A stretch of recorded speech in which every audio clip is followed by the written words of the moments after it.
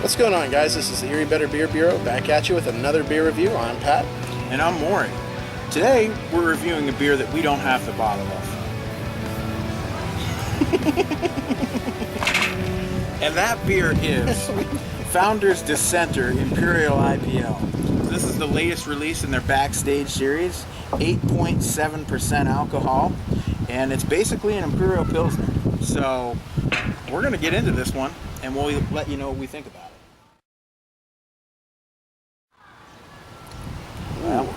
it. You know what? It smells like a hoppy Pilsner. Yeah, it does. Right from the start, it's obvious that the beer's a lager.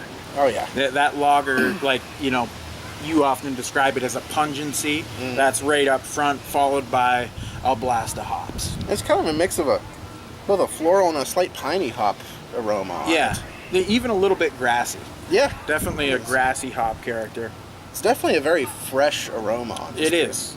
I mean, you can smell a little bit of a malt backbone. You can tell it's an Imperial Pilsner, not only by the darker color of it, but also by the malt content on the aroma as well.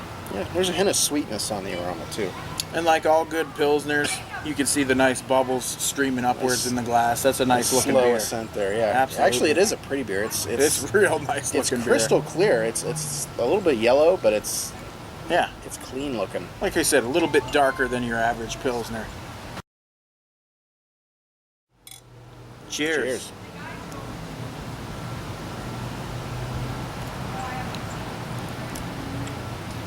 Wow. It's very clean tasting. It is very clean, as a Pilsner should be. Yeah. But it also has, yes, the hops, of course. Kind of follows the nose for me.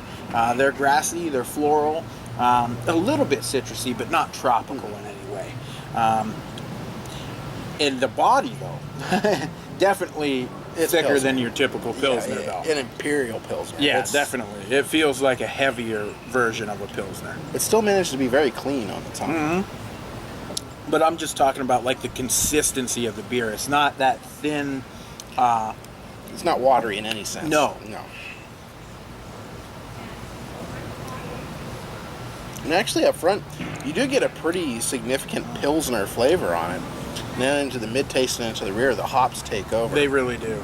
Like I said, go ahead, Pat. There's a lingering hop presence on your palate well after you're done with your drink here. Yeah. I get a little bit of orange peel, and then I get more of that, kind of grapefruit pine character, and then a little bit of that grassiness too. I mean, it's a nice pill. I'm going to go ahead and give this thing a very solid 4 out of 5. I think for what Founders was trying to achieve, they did an awesome job with it. And luckily, I was able to get this bottle for $10. I think a lot of places around are selling it for $12.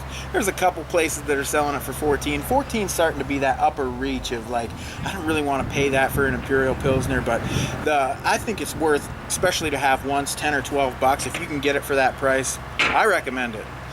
All right, yeah, I'm gonna give it a 4 out of 5. Okay, I'm gonna give it just a hair lower than Jay. I'm gonna give it a 3.75 out of 5. It's an enjoyable and a much above average beer. There's nothing at all off-putting in this beer. It's a little odd in that it's an uncommon style and it's an uncommon representation of an uncommon style. So, but going with the other ones I have to compare it against, so I do have to say I like the Straub IPL a little bit more. I just like the crispness and a little less pungency to it. But I like it better than the Great Lakes one. Yeah, I do too. So, this is a solid attempt at an IPL, and it's crisp and enjoyable. It's worth getting once at least. Yeah, that's it's sure. worth definitely a try if you've never had an IPL or this particular one before. I'd give it a go. So sorry for the construction noise. Hopefully you guys can't hear it too much. Till next time. Cheers.